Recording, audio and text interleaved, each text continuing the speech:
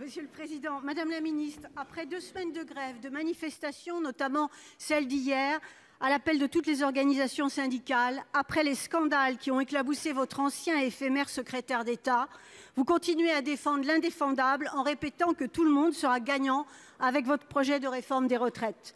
Dans tous les pays où le système de retraite à points a été mis en œuvre, l'ensemble du monde du travail a dû en réalité travailler plus longtemps pour gagner moins.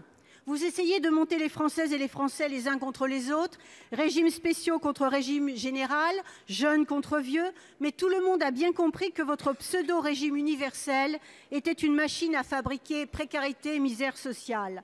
Les manifestantes et manifestants d'hier sont autant de porte-voix pour démonter votre entreprise d'intox, d'enfumage. Tout le monde, comme les associations féministes, les syndicalistes réunis lundi soir à la Maison des Métallos pour s'élever contre votre argumentaire, affirmant que les femmes allaient être les grandes gagnantes quand elles sont les premières perdantes. Madame la Ministre, la France est dans la rue. Personne ne veut de votre néfaste projet, à part vos amis du MEDEF et de la haute finance. Ma question est donc simple. Quand allez-vous retirer votre réforme ? Pour vous répondre, la parole est au secrétaire d'État auprès du ministre des Solidarités, de la Santé, Monsieur Adrien Taquet. Monsieur le ministre. Merci Monsieur le Président, Mesdames les sénatrices, Messieurs les sénateurs, dans la lignée de vos propos, permettez-moi tout d'abord d'excuser l'absence d'Agnès Buzyn et de Laurent Pietraszewski, nouveau secrétaire d'État en charge des retraites, dont je me permets de saluer la nomination. Merci.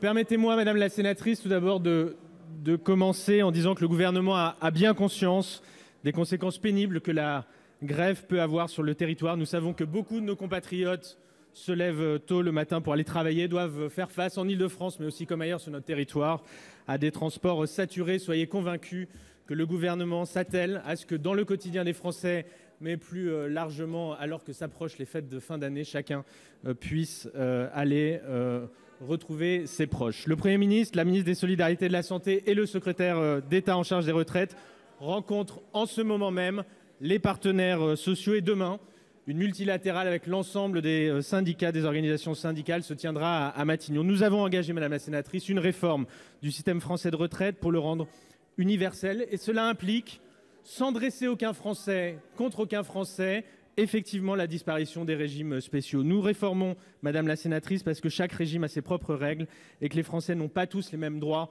lorsqu'ils partent à la retraite. Vous évoquiez la situation des femmes. Vous le savez, une femme salariée du privé aujourd'hui a droit à 8 trimestres par enfant, alors qu'une femme dans la fonction publique n'a le droit qu'à 2 trimestres. Nous réformons aussi parce que nous voulons redonner de la confiance dans notre système de retraite. Et redonner de la confiance, c'est redonner de la confiance dans le principe de solidarité intergénérationnelle.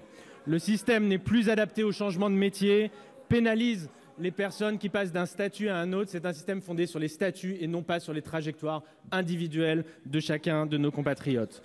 Par exemple, le minimum contributif à 1 000 € pour les Françaises et les Français qui n'ont jamais eu le droit. Je pense notamment aux agriculteurs. Je ne pense pas que vous soyez opposés à ce genre de réforme. L'instauration de ce régime universel constituera un progrès, ira vers plus de justice sociale. Je vous le dis, Madame la sénatrice, cette réforme des retraites est l'une des réformes qui sera porteuse de plus de progrès social au cours de ce quinquennat. Madame Cohen.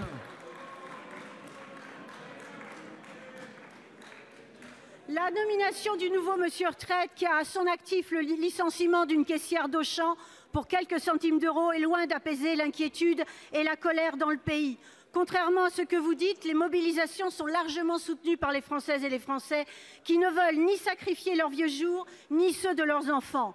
Quant à vos arguments comptables, ils sont nuls et non avenus. Le pognon de dingue, il y en a. C'est l'explosion des revenus du capital qui ne participe pas au financement des retraites. Qu'attendez-vous pour le taxer? Qu'attendez-vous pour arrêter les exonérations de cotisations patronales à hauteur de 66 milliards d'euros? Qu'attendez-vous pour faire appliquer la loi à l'égalité salariale? 11 millions d'euros pour la CNAV. Qu'attendez-vous pour faire sauter le verrou des 14% du PIB pour la part des dépenses consacrées aux retraites? Vous êtes responsable de la situation du pays. Il faut retirer ce projet, c'est tout ce qu'il y a à faire.